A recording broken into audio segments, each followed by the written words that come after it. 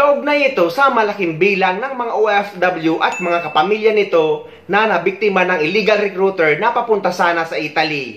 Dahil guys, kung hindi ka mapanuri, ay talagang aakalain mo na legit ang kanilang agency, kaya naglabas ng warning advisory ang DMW. Nagbibigay tayo ng gabay kung ano ba yung proseso ng tamang deployment procedure. Kung paano niyo maiiwasan ng illegal recruitment, yung mga tinatawag nating red flags. Halimbawa, kapag kayo po ay nire-recruit ng isang ahensya na hindi rehistrado at hindi otorisado, ay sigurado, pihado, illegal recruiter po yan. Kapag kayo po ay binibigyan ng visa, for example, na hindi naman work visa, kundi isang tourist visa o visit visa, ay delikado po yan kasi magiging biktima ulit kayo ng illegal recruitment. Maging papanuri po tayo, no? Yan po yung aming palaging nilalagay sa aming mga labor advisory. Napakadali lang naman guys, i-check ang isang agency kung legit ba ito or accredited ng Department of Migrant Workers or DMW. Ganito lang ang gagawin nyo. I-search nyo lang ang DMW Accredited Agency at lalabas ito.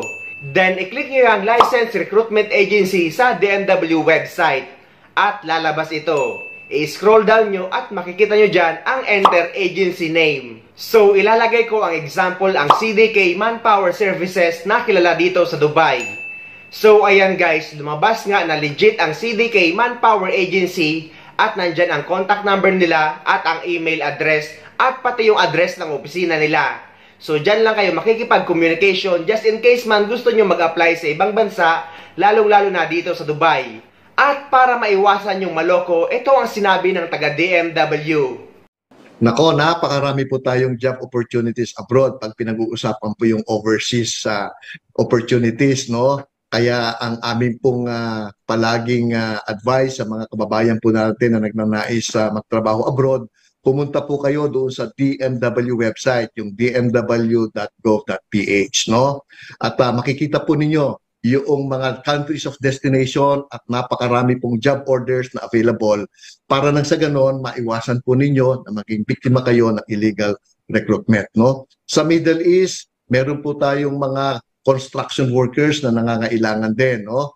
Doon po sa European destination countries natin, nandyan po ang Hungary, nandyan po ang Croatia, nandyan po ang UK, nandyan po ang Canada, at napakarami pong mga sektor tulad ng sa healthcare, yung mga caregivers at nurses po natin, sa service at manufacturing industries, meron din po yan.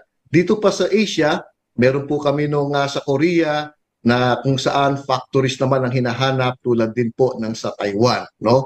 Sa Japan, nako, marami pong nangangailangan ng healthcare dyan at caregivers at mga professionals and skilled workers. Nandoon din po sa website ng Department of Migrant Workers yung mga available job orders at nandoon din yung katuwang natin ng mga ethical recruitment agencies na kung saan nandoon ang kanilang contact numbers at yung place ng kanilang main office at branches para po mabisita ninyo at kayo ay makapagsumite ng mga dokumento para po sa pangangailangan ng inyong application. Ayun guys, basta lagi kayo mag-check at dapat magtaka na kayo lalo kapag involve ang malaking pera dahil guys, mostly ay scam yan o hindi legit na agency. Dahil madalas ngayon ay wala ng placement fee kapag mag-a-apply ka sa ibang bansa. Kahit saang bansa pa man yan guys, at binanggit din ng DMW kung paano kayo mag-a-apply para hindi kayo maloko. At pinapaalala ng DMW guys na kapag pupunta kayo sa ibang bansa para magtrabaho, ay huwag kayong aalis sa Pilipinas na naka-visit visa or naka-tourist visa. Dahil guys, dapat working visa ang dala nyo lalo na't nirecruit kayo ng isang recruitment agency at dapat dadaan kayo sa DMW at OWA para protektado kayo ng ating gobyerno. So ayun guys, sana may nakuha kayong idea at sana nakatulong ang video na ito sa inyo. At sa mga hindi pa dyan nakasubscribe sa channel ko, please don't forget to subscribe my YouTube channel and please click the notification bell para lagi kayong updated sa mga upcoming videos na gagawin ko tungkol sa mga updates sa ating mga OFW. Mula dito sa Dubai, maraming salamat. See you next time!